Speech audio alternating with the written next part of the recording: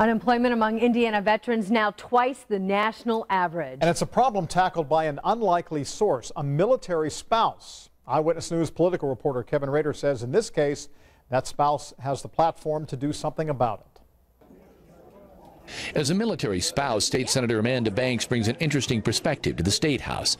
Her husband Jim is currently serving in Afghanistan, so she has stepped up at home and at his work by taking over her husband's seat in the state Senate.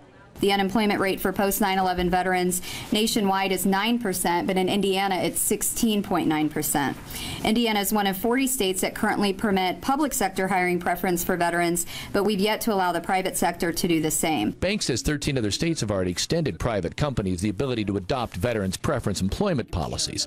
Walmart is one company that supports her legislation. Senator Banks says she communicates with her husband regularly, in fact, sometimes while she's working on the floor of the Senate. He's in Afghanistan and he's on a NATO base. He is specifically working with procuring and maintaining vehicles for the Afghan National Army. So he's working directly with the Afghans and men and women from a variety of countries on that NATO base. The thing is, this 35-year-old mother of 3 daughters tries to keep in mind that she is not alone.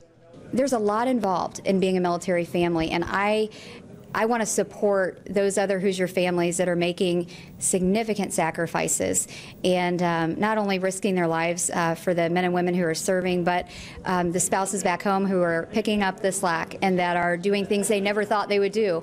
You know, this is my way of giving back, serving here at the Statehouse, but other military spouses are doing a whole number of things that they never thought perhaps they would do in their life. They're taking on responsibilities that they hadn't planned on, and so whatever we can do to support veterans and their families, I would like to be at the forefront of that. And she is. Kevin Rader, Channel 13, Eyewitness News. And State Senator Banks says she will continue to work to include the Indiana National Guard and reserves in the employment preference legislation.